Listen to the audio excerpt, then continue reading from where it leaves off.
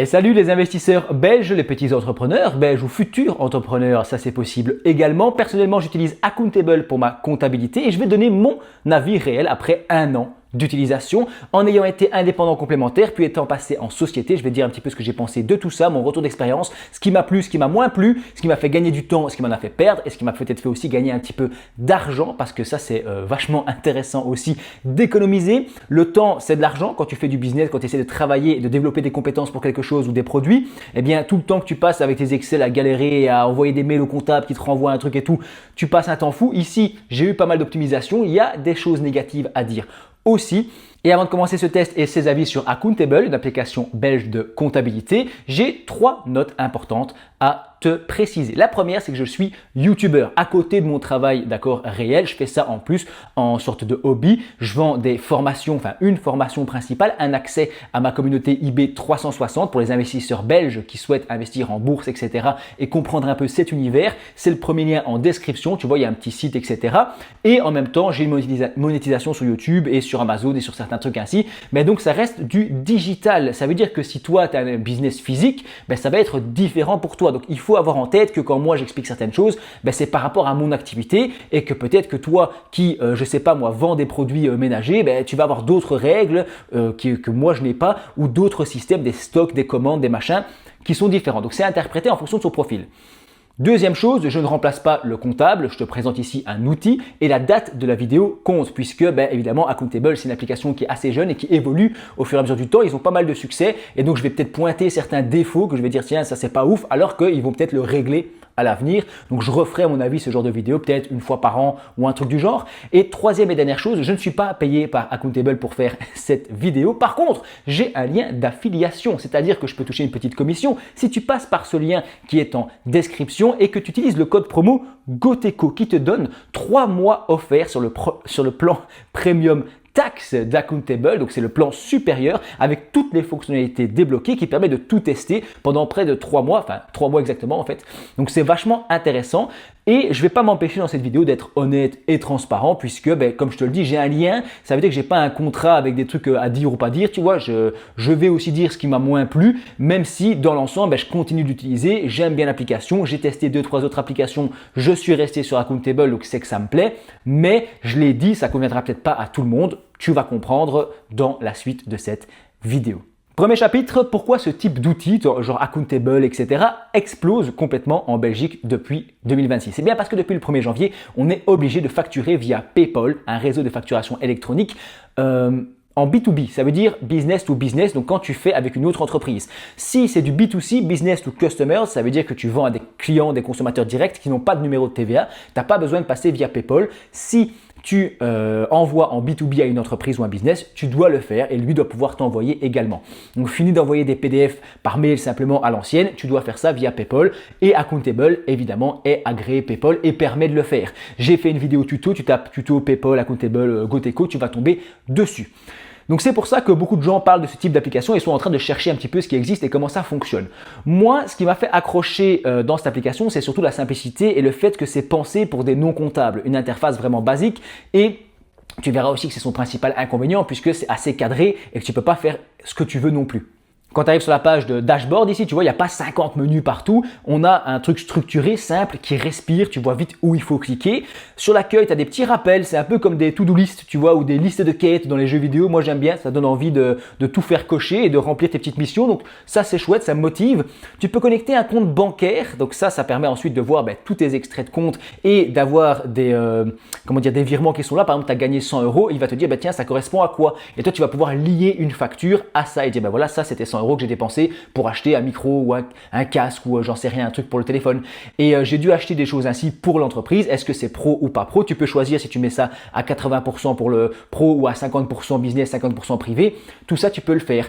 Dans la réalité, c'est très pratique pour moi, mais aussi pour mon comptable parce que je passe toujours par un comptable qui lui se dit, tiens, ça c'est quoi comme virement? Hop, il a directement la facture en PDF, il peut la télécharger. Il a aussi un onglet où il peut télécharger toutes mes factures, toutes mes dépenses, tous mes revenus, tout en format PDF et avoir directement un petit dossier avec tout ça. Donc ça permet de faire moins d'échanges de mails et moins de discussions interminables au téléphone et s'envoyer plein de trucs via des Google Drive et tout ça, comme à l'époque. Maintenant, c'est quand même vachement plus simple via ça pour tout le monde.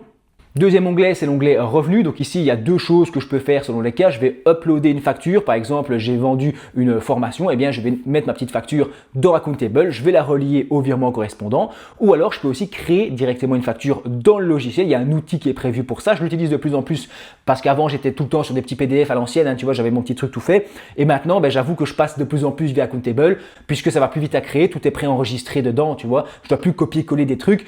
Quand j'ai créé un client que l'ai enregistré, il est enregistré dans l'application. Donc, je mets juste le début de son nom. Ça s'affiche tout seul. Je clique sur valider et ça me crée ma petite facture. Je suis content. Et je peux ensuite la télécharger et la stocker en PDF pour plus tard. Ensuite, tu as l'onglet dépenses. Donc là, c'est tout ce que tu vas dépenser et payer. Tu vas avoir des calculs au niveau de la TVA, de la déductibilité professionnelle, je te l'ai dit, une logique assez simple, t'encodes ou t'ajoutes ta pièce justificative et tu peux gérer tout ça directement. Donc c'est assez simple, tu as ton compte bancaire, tes revenus, tes dépenses, revenus moins dépenses égale le bénéfice à peu près. Il y a aussi un onglet taxes qui devient lui un peu plus poussé et intéressant. C'est un peu plus sensible également parce qu'il ne faut pas faire de bêtises là-dedans. Mais là, tu montes un tout petit peu en complexité puisque tu as une vision de ton bénéfice et puis tu as des éléments comme tes obligations, les déclarations au niveau de la TVA, les documents importants à remplir, les listings intracommunautaires, les listings aussi de clients annuels. Tout ça est déjà préparé, donc c'est un gros point fort. Dans ta liste de clients, tu vas retrouver ceux qui ont un numéro de TVA, qui sont des professionnels oui ou non pour ton listing. Donc tout ça, ça t'aide. En dessous, tu vas retrouver directement le support IA et humain. Donc c'est un combo que je trouve plutôt pas mal parce qu'il y a beaucoup d'applications et de sites dans divers domaines qui te proposent d'avoir un chatbot qui répond à moitié du temps à côté de la plaque. Donc ça m'énerve un petit peu. Ici, il n'est pas mauvais, il est perfectible, mais l'IA, elle est correcte, elle te renvoie vers les bons articles et les pages d'aide au cas où. Et ensuite, tu peux copier-coller cette page d'aide dans ChatGPT et t'y retrouver. Et si vraiment tu es en galère, il te renvoie vers un coach fiscal à tout moment humain. Et je l'ai eu recours à ça quand même 5-6 fois au moins et à chaque fois on m'a répondu dans les 24 heures. Il y a même certains moments où il était genre 14 heures l'après-midi, un jour de semaine, j'envoie un petit message. Et on m'a répondu quasi tout de suite dans les 10 minutes. Donc ça dépend des moments et ça je trouve que c'est assez précieux pour moi. Moi en tout cas j'aime bien, je suis peut-être de l'ancienne école, mais j'aime bien avoir un contact humain et pouvoir parler à quelqu'un à un moment et dire écoutez j'ai un bug, j'ai un problème. Et enfin, un autre avantage, c'est l'application mobile qui est franchement pas mal faite. C'est rare, je trouve, d'avoir un bon combo entre l'application web, moi j'utilise beaucoup, et l'application mobile. Les deux fonctionnent vraiment ensemble et l'expérience est plutôt cohérente et agréable. C'est important d'avoir les deux. Donc de manière générale, je te dirais que l'avantage, c'est la simplicité. Franchement, ils ont vraiment bossé pour faire une interface claire, simple, intuitive et tu sais directement où tu vas même si tu n'es pas à fond dans la comptabilité. PayPal qui est intégré, l'application mobile. Le plan taxe, il est juste ici à 37 €. Si tu passes en annuel, tu économises pas mal, on passe à 29 €. Et en plus, tu as droit normalement à une réduction à 100 € si tu as activé ton numéro de TVA il y a moins de 365 jours ou un truc du genre. Donc si tu es un nouvel entrepreneur, eh bien en fait, ils te font encore un cadeau derrière. Ici, c'est quand même un abonnement où il y a tout dedans. Tu peux préparer tes impôts et tout ça. Je vais te montrer les autres. Il faut cliquer ici sur le petit bouton afficher.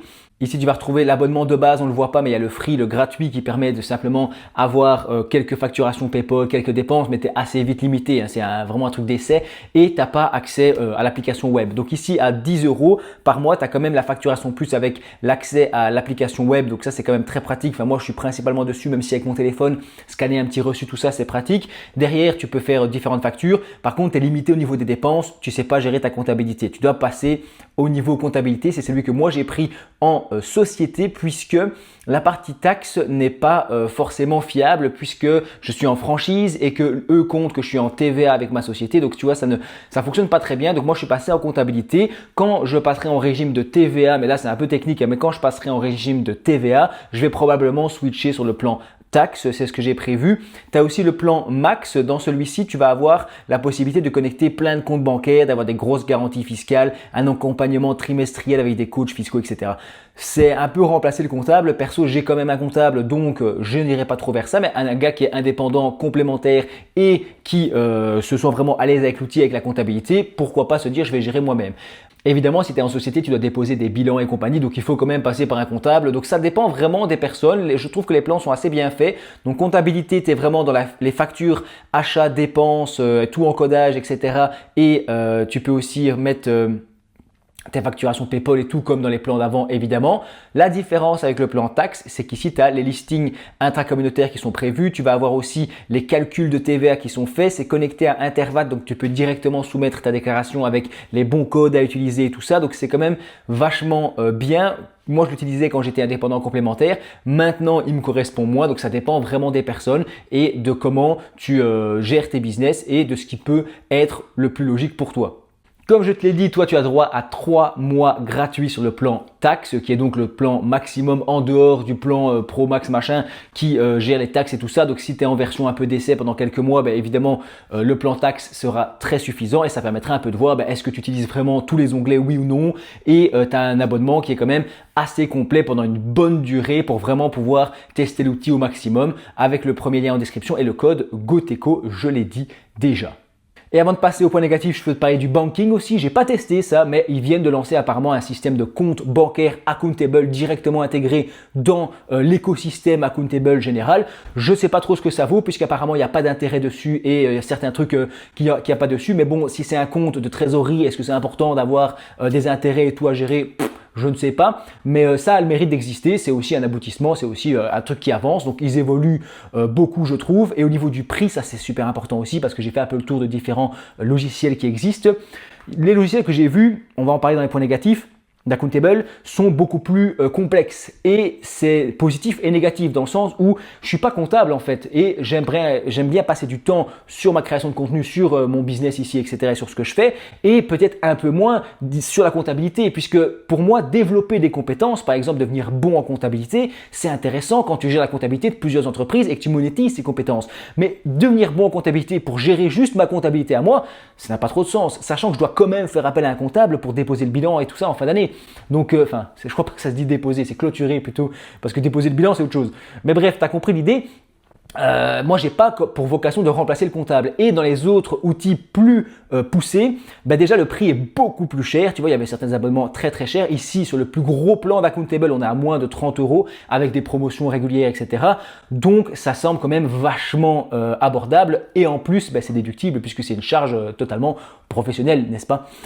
Bref, passons aux inconvénients. Donc, je l'ai dit, cette simplicité, elle a un coût, d'accord? Elle a un manque d'évolutivité dans le sens où tu peux pas faire ce que tu veux. Tu peux pas modifier les onglets et dire, tiens, moi, j'aimerais bien faire ça pour adapter à mon business. J'aimerais bien faire tel truc. J'aimerais bien que ça se passe comme ça.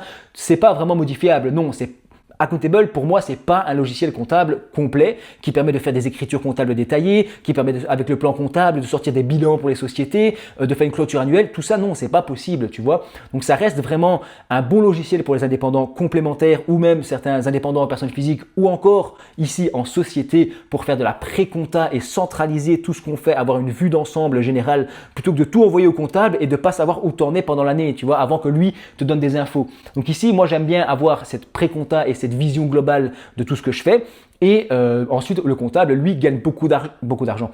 Il gagne beaucoup de temps plutôt, puisque il ne doit pas refaire tout le tri des factures. Tout est directement numéroté, encodé dans l'ordre et tout ça. Donc, il a beaucoup plus facile à faire son travail. Je ne dis pas que tu vas diviser la facture de comptable par 2, hein, c'est pas ça. Mais tu vas économiser un petit peu parce que lui, pour des tâches qui sont peu rémunératrices, il va passer des heures à gérer tes papiers et tes bazars, alors que là, tout est sous la main, tout est bien cohérent et donc je pense franchement que ça se compense largement. Mais ça reste un outil qui est pensé pour les indépendants de base et qui n'est pas sur une gestion complexe. L'intelligence artificielle, j'en ai parlé, mais l'assistant IA, il est chouette, mais c'est un peu mitigé dans le sens où il a tendance à tourner en rond et à ne pas être non plus le meilleur du monde. Après, c'est au même titre que ChatGPT et compagnie, je trouve. Hein, tu vois, quand tu passes un peu dans certains détails et certaines situations spécifiques, il commence à bégayer. Le point positif, c'est qu'il te renvoie du coup vers un coach fiscal humain et réel qui, lui, généralement, a une réponse meilleure à te fournir. Puis de toute façon, il faut toujours voir ça avec son propre comptable aussi et essayer de discuter ces choses-là. Le point noir pour moi que j'ai ressenti sur Accountable, c'est la gestion en société. Puisque, je vais être assez clair, c'est vraiment le point qui m'a le plus frustré. Je suis en société sous le régime de franchise de TVA, ça veut dire que je ne dois pas facturer de TVA et je suis bloqué à certaines fonctionnalités où je ne peux pas activer cette option de franchise. Donc il me dit pourquoi il n'y a pas de TVA? Je dis parce que je suis en franchise, je ne peux pas l'activer, il n'y a pas l'option. Et donc ça devient particulièrement pénible au moment où je dois facturer via PayPal puisque je dois faire des correctifs, importer un document avec la bonne mention TVA pour ensuite le facturer.